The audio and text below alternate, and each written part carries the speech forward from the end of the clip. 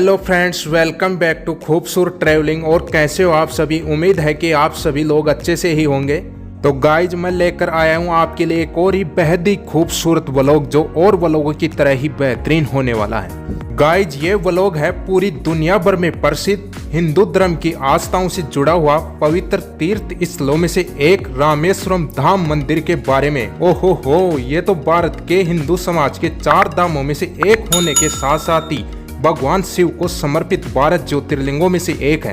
रामेश्वरम धाम ही ऐसा धाम है जो धाम होने के साथ साथ ही ज्योतिर्लिंगों में से भी एक है।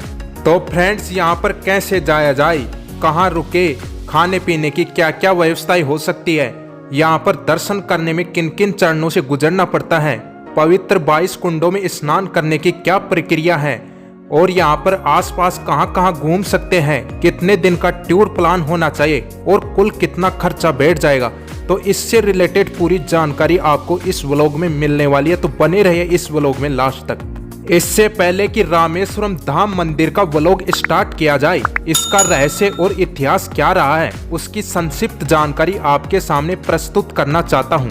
रामेश्वरम धाम मंदिर को रामनाथ स्वामी मंदिर के नाम से भी जाना जाता है। यह तमिलनाडु राज्य के रामनाथपुरम जिले के रामेश्वरम कस्बे में स्थित है।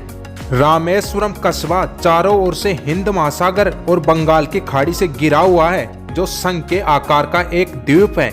कई सदियों पहले यह कस्बा भारत की मुख्य भूमि से जुड़ा हुआ था, लेकिन बाद में धीरे धीरे सागर की तेज लहरों से कटकर यह अलग हो गया। माना जाता है कि भगवान श्री राम ने लंका पर विजय पाकर लौटते समय देवों के देव महादेव यानी लॉर्ड शिव जी की पूजा इसी स्थान पर की थी, और इन्हीं के नाम पर रामेश्वरम मंदिर और रामेश्वरम द्वीप का नाम पड़ा। और ऐसी मान्यता है कि भगवान श्री राम अपनी पत्नी सीता के साथ ही रामेश्वरम पर कदम रखकर ही भारत लौटे थे। एक ब्राह्मण यानी रावण का वध करने के बाद दोष को खत्म करने के लिए भगवान राम यहाँ पर शिव जी की पूजा करना चाहते थे। उस समय इस द्वीप पर कोई मंदिर नहीं था, तो भगवान राम ने हनुमान जी को शिव जी की मूर्ति लाने के लिए कैलाश पर्वत पर भेजा। जब हनुमान जी समय पर नहीं लौटे तो देवी सीता ने समुद्र की रेत को मुट्ठी में बांधकर शिवलिंग बनाया और भगवान राम ने इसी शिवलिंग की पूजा की। बाद में हनुमान जी द्वारा लाए गए शिवलिंग को भी वहीं पर स्थापित कर दिया गया। रामेश्वरम धाम का गलियारा विश्व का सबसे लंबा गलियारा है। ऐसा माना जाता है कि रामेश्वरम मंदिर के निर्माण में लगे पत्थरों को श्रीलंका से नावों द्वारा लाया गया था। रामेश्वरम मंदिर के परिसर में स्थित सभी कुओं को भगवान राम ने अपने अभेद्य बाणों से तैयार किया था, और उन्होंने इस कुओं में कई तीर्थों का जल छोड़ा था। इस मंदिर की आकृति और कलाकृति की खूबसूरती इस तरह से तैयार की गई है कि देखने वाले देखते ही रह जाते हैं। रामेश्वरम तीर्थ के बारे में ऐसी मान्यता है कि यहाँ पर मात्र यात्रा करने से व्यक्ति सभी पापों से मुक्त हो जाता है और सच्चे मन से मांगी गई हर मुराद पूरी होती है। और इस मंदिर से लाखों करोड़ों भक्तों की आस्था जुड़ी हुई है, जहाँ हर साल श्रद्धा और आस्था का सैलाब उमड़ता है। अब फ्रेंड्स, फाइनली व्लॉग स्टार्ट करते हुए यह बात कर लेते हैं कि यहाँ पर कैसे जाया जाए। अगर आप बाई ट्रेन जाना चाहते हैं तो इसके सबसे नजदीक रेलवे स्टेशन है रामेश्वरम रेलवे स्टेशन, जहाँ के लिए देश के अधिकांश बड़े बड़े शहरों से ट्रेन मिल जाती है। रामेश्वरम धाम मंदिर रामेश्वरम रेलवे स्टेशन से 1.3 किलोमीटर की दूरी पर स्थित है। अगर किसी शहर से रामेश्वरम के लिए डायरेक्ट ट्रेन नहीं है तो आप मदुरई जंक्शन जा सकते हैं। लगभग सभी जगह से मदुरई के लिए आपको इजीली ट्रेन मिल जाएगी। मदुरई जंक्शन से रामेश्वरम धाम मंदिर 175 किलोमीटर की दूरी पर पड़ता है, तो आप मदुरई जंक्शन पर उतरकर रामेश्वरम के लिए ट्रेन से भी जा सकते हैं या बस के द्वारा भी जा सकते हैं, जैसी आपकी इच्छा हो। अगर बाई चांस आपको मदुरई के लिए भी ट्रेन नहीं मिलती है तो आप चेन्नई एगमोर रेलवे स्टेशन जा सकते हैं। चेन्नई एगमोर के लिए भी लगभग आपको हर जगह से इजीली ट्रेन मिल जाएगी। चेन्नई एगमोर से रामेश्वरम धाम मंदिर 559 किलोमीटर की दूरी पर पड़ता है, तो आप रामेश्वरम के लिए यहाँ से ट्रेन लेकर भी जा सकते हैं या बाई बस भी जा सकते हैं। अगर आप यहाँ से ट्रेन के द्वारा जाते हैं तो 12 से 13 घंटे का टाइम लगेगा और बस के द्वारा करीब 16 से 17 घंटे का टाइम लगेगा। अगर आप बाई फ्लाइट यहाँ पर जाना चाहते हैं तो इसके सबसे नजदीक एयरपोर्ट है मदुरई एयरपोर्ट। यहाँ से रामेश्वरम धाम मंदिर की दूरी है 179 किलोमीटर। तो आप यहाँ मदुरई एयरपोर्ट से उतरकर ट्रेन के द्वारा भी जा सकते हैं, बस के द्वारा भी जा सकते हैं और टैक्सी लेकर भी जा सकते हैं। अगर आप यहाँ पर बस के द्वारा जाना चाहते हैं तो यहाँ पर रामेश्वरम बस स्टैंड है, जहाँ से रामेश्वरम धाम मंदिर 2 किलोमीटर की दूरी पर स्थित है।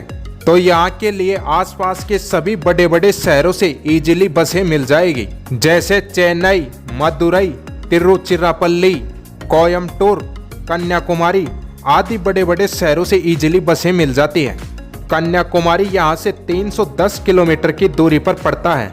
गाइज, मेरी राय और एक्सपीरियंस के अनुसार आप यहाँ पर जाइए बाय ट्रेन, क्योंकि आप यहाँ ट्रेन के द्वारा जाते हैं तो पाम्बन ब्रिज और खूबसूरत समुद्र के नज़ारे के साथ साथ नीले नीले आकाश में खो जाने का लुत्फ उठा सकते हैं। पाम्बन ब्रिज रामेश्वरम धाम मंदिर से 14 किलोमीटर पहले ही पड़ जाता है, जो भारत की मुख्य भूमि को रामेश्वरम कस्बे से जोड़ता है। इसके पैरेलल सड़क मार्ग वाला ब्रिज भी बना हुआ है। अब गाइज बात कर लेते हैं यहाँ पर रुके कहाँ। रामेश्वरम धाम मंदिर ट्रस्ट की धर्मशाला है, आप उसमें भी रुक सकते हैं। और रामेश्वरम धाम मंदिर का एक गवर्नमेंट निवास भवन भी है, जिसका नाम है माहेश्वरी भक्त निवास भवन, इसमें भी रुक सकते हैं। इस भवन की और रामेश्वरम मंदिर के बीच की दूरी आधा किलोमीटर है। इसके अलावा वहाँ कई सारे गेस्ट हाउस एवं प्राइवेट होटल्स हैं, उनमें भी आप रुक सकते हैं अगर वहाँ पर जगह नहीं मिले तो। रामेश्वरम धाम ट्रस्ट की धर्मशाला का double bed room non AC room का किराया 400 रुपये से स्टार्ट हो जाता है।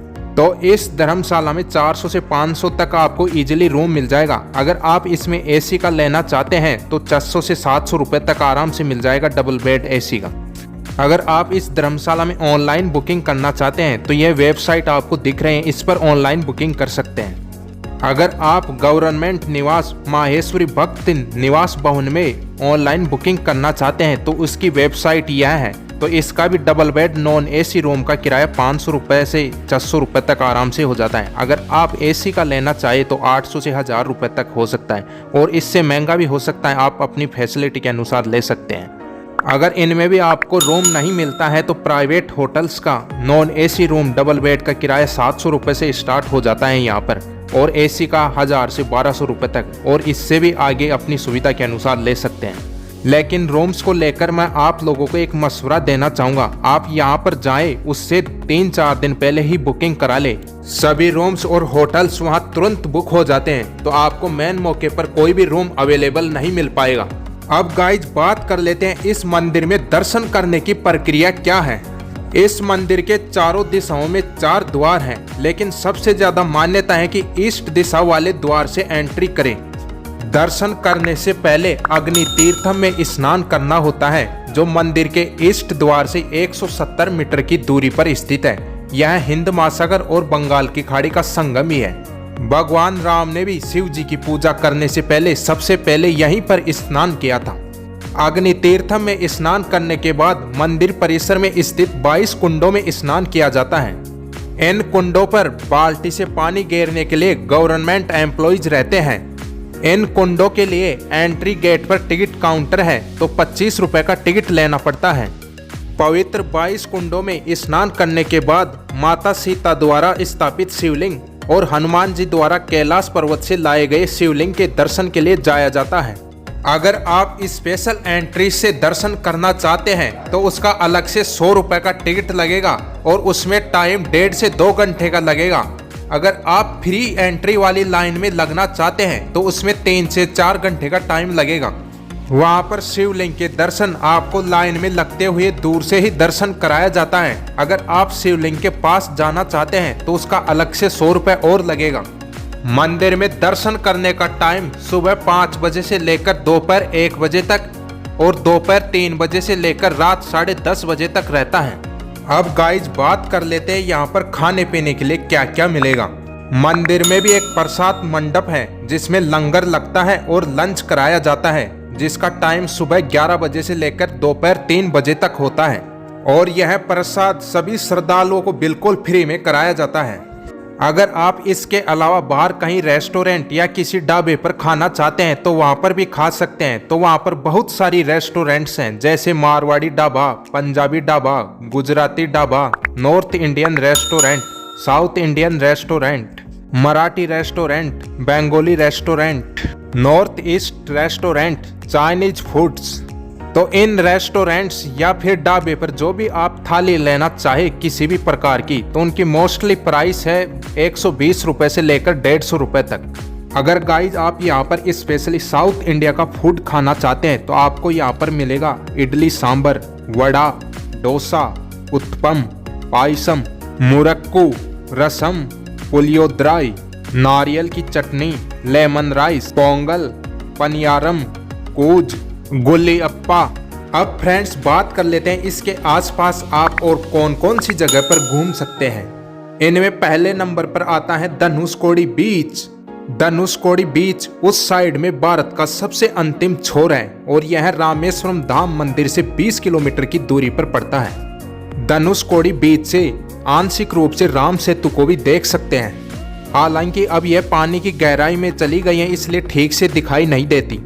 और यहाँ से श्रीलंका मात्र 30 किलोमीटर की दूरी पर पड़ता है। तो यहाँ धनुषकोडी के लिए रामेश्वरम से हर 30 मिनट पर बस जाती है, उसके द्वारा आप जा सकते हैं। धनुषकोडी शहर जो 1964 में आए हुए चक्रवात में विध्वंस हो गया था, वह धनुषकोडी बीच से 8 किलोमीटर पहले ही पड़ जाता है। और यह डेस्ट्रॉयड धनुषकोडी शहर रामेश्वरम धाम मंदिर से 12 किलोमीटर की दूरी पर पड़ता है। तो 1964 में आए हुए इस चक्रवात में कुल 1800 लोगों की जान गई थी और एक 500 लोगों से भरी हुई ट्रेन पानी में डूब गई थी और रेलवे स्टेशन भी पानी में डूब गया था और कई इमारतें और चर्च नष्ट हो गए थे, जिनके अवशेष आपको यहाँ पर देखने को मिल रहे हैं। अब फ्रेंड्स दूसरे नंबर पर लेते हैं विभीषण मंदिर, जिसको कोदंता रामास्वामी मंदिर भी बोलते हैं। यह धनुषकोडी जाने वाली रोड पर ही पड़ता है, इसलिए धनुषकोडी को देखते हुए आप इस मंदिर के दर्शन भी कर सकते हैं। यह रामेश्वरम धाम से 11 किलोमीटर की दूरी पर पड़ता है और यहाँ से धनुषकोडी बीच 10 किलोमीटर और आगे पड़ता है। यह वही स्थान है जहाँ पर विभीषण मदद के लिए भगवान राम की शरण में आए थे। अब गाइस तीसरे नंबर पर लेते हैं पाम्बन ब्रिज। जैसा मैंने पहले भी बताया कि आप बाई ट्रेन आएंगे तो पाम्बन ब्रिज जैसा खूबसूरत नज़ारा आपको देखने को मिलेगा। यह रामेश्वरम धाम मंदिर से 14 किलोमीटर पहले ही पड़ जाता है और यह भारत की मुख्य भूमि को रामेश्वरम कस्बे से जोड़ता है और इसकी लंबाई करीब 2 किलोमीटर 65 मीटर लंबी है। तो यहाँ समुद्र पर रेलवे मार्ग के साथ साथ सड़क मार्ग वाला पुल भी बना हुआ है। यहाँ पर चलती हुई ट्रेन काफी खूबसूरत नजर आती है। अब फ्रेंड्स चौथे नंबर पर लेते हैं रामार पदम मंदिर, जो गंधमादन पर्वत पर स्थित है। यहाँ पर भगवान राम के पैरों के निशान हैं। यह रामेश्वरम धाम मंदिर से 2.4 किलोमीटर की दूरी पर पड़ता है। यह गंधमादन पर्वतम रामेश्वरम कस्बे का सबसे ऊंचा भाग है। हनुमान जी जब पहली बार लंका गए थे तो समुद्र को लांघने के लिए यहीं से छलांग लगाए थे। अब फ्रेंड्स पांचवें नंबर पर लेते हैं पंचमुखी हनुमान मंदिर। यहाँ पर हनुमान जी महाराज की पंचमुखी बड़ी सारी मूर्ति है एक, और यह रामेश्वरम धाम मंदिर से 1.6 किलोमीटर की दूरी पर पड़ता है। और गाइज आप रामेश्वरम की सैर पर गए हो तो वहाँ पर तैरते हुए पत्थर नहीं देखा तो क्या देखा। अगर आपको रामेश्वरम में तैरते हुए पत्थर देखना है तो इसी पंचमुखी हनुमान मंदिर जाना होगा। अब फ्रेंड छठे नंबर पर लेते हैं doctor APJ Abdul Kalam memorial. यह रामेश्वरम धाम मंदिर से 5.5 किलोमीटर की दूरी पर स्थित है। भारत के पूर्व राष्ट्रपति और महान वैज्ञानिक कलाम साहब को यहीं पर दफनाया गया था। इस मेमोरियल के अंदर उनके जीवन से जुड़ी हुई यादें हैं, जिनको यहाँ पर देखने से वो तरोताजा हो जाती है। अब फ्रेंड्स 7वें नंबर पर लेते हैं कलाम हाउस। यह रामेश्वरम धाम मंदिर से 1 किलोमीटर की दूरी पर स्थित है। ये कलाम साहब का घर था, तो उनके जीवन से जुड़ी हुई चीजों को संभाल के रखा हुआ है इसके अंदर। अब गाइज बात कर लेते हैं कितने दिन का टूर प्लान होना चाहिए। अगर आप जल्दी जल्दी घूम सकते हैं तो 2 दिन का, अगर आराम से घूमना चाहते हैं तो 3 दिन का तो टूर प्लान होना ही चाहिए। अब बात कर लेते हैं कुल कितना खर्चा बैठ जाएगा। इसके अंदर आपके आने जाने की टिकट नहीं है। अगर आप रामेश्वरम के सभी स्थान 2 दिन के अंदर ऑटो के द्वारा घूमना चाहते हैं तो ऑटो वाला लेगा आपसे 1000 से 1200 रुपये। अगर आप यहाँ पर रूम लेकर 2 नाइट्स स्टे करेंगे तो 2 रात के 1000 रुपये उनके हो गए 500 के हिसाब से, और 500 रुपये आपके खाने पीने के मान लो। तो ऐसे कुल मिलाकर 2 दिन के टूर प्लान का खर्चा आता है 2700 रुपये।